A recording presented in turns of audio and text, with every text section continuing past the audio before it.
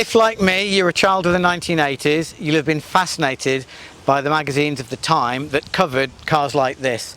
There was a host of coach builders around the world doing crazy things to expensive cars, and one such company was from Holland, and it was called EBS, and they used to lock the roofs off various cars, including this unique Testarossa.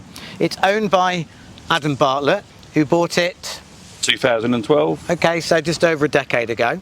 So the car was built in 1985. Yep. By Ferrari. Yep. And converted in 85 when new. Yep. By EBS. EBS, yeah. And it was it a commissioned one-off? Was it a proposal to put them into limited production? I think it's just a one-off that, yeah, a client off. I believe, I can't, guarantee this is true, but I think back in the States you could only get these cars till 86, 87, whereas the European market, the cars were coming through a lot earlier. So my thought process is that they was purchased from someone in the States who wanted an earlier car, and then wanted it converted for the sunny climate in California. That's where that's where I purchased the car in 2012. Okay, and it was quite an expensive conversion, wasn't it? Yeah, I think it was around 50 to 60,000, I believe, in dollar terms, let's say, at the time. So at the time, it was the most expensive open-top Ferrari in the world. And what was the cost of the Ferrari on its own from the factory?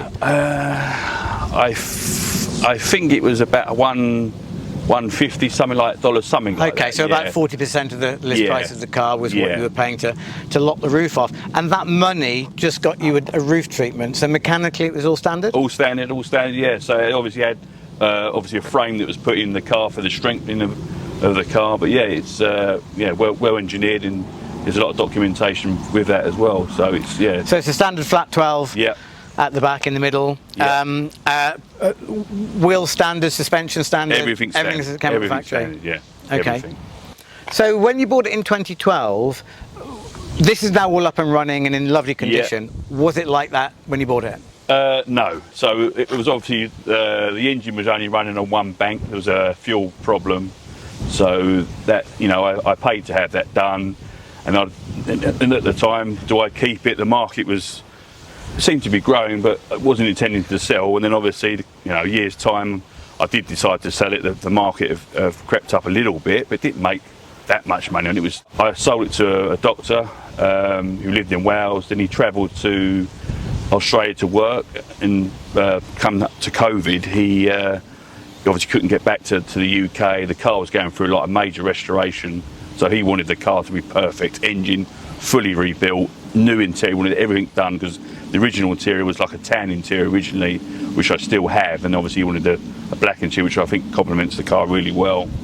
So yeah, and at the time he was getting married, and he was like, COVID's hit, and he was a bit concerned about spending more money, and basically it's come back to me. I purchased it back in 2020, just before obviously lockdown and everything, and I've had the process the last 2.5 years, finishing the restoration, the rebuild of the engine, and it drives amazing. And is this the original paint and bodywork? Original paint and bodywork. It didn't need anything doing there. Nothing. So it's just mechanical. Yeah, I left the body. Obviously, it shows it's a few, here's wears and tears here and there, but it shows its history. Obviously, it's got the side lights on the car that obviously wasn't the original, because it went to California. It's part of the history, really. I was going to take them off, make it look more European, but I kind of think it shows its history of its car, really. Yeah. Well, I always think of EBS, I always thought they were Belgian, because the only car I know EBS for was they did the Renault 5 again back in the 80s, and the idea was that would go into limited production, but it didn't really work out because of the cost being too high. So bearing in mind that EBS only played about with the roof, and they didn't do anything mechanically or bodywork wise other than the roof, I'm guessing it's just like a standard Testarossa to drive. I think the car drives. I've driven a couple of Testarossa before, and they're not the greatest to drive. I think there's a little bit, but very much of their time. Yeah, and I think, but from all the engineering, credit to them,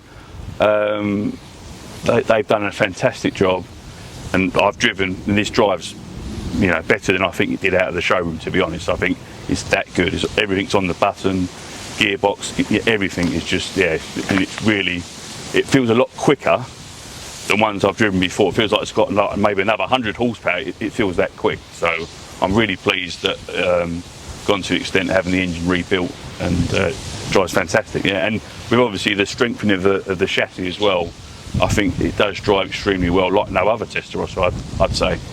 So it's pretty unique. Bearing in mind how popular the Targa versions of the V8 cars were, the 308 and the 328, the sort of more open cars, significantly more open cars than they did closed. Yeah. So you do have to wonder why Ferrari didn't think about doing an official factory treatment along the lines of this flat 12. Yeah. Who knows? Maybe if they'd made it into a production car, it might have actually sold. Yeah. But then you wouldn't have a unique car. No, exactly. Yeah.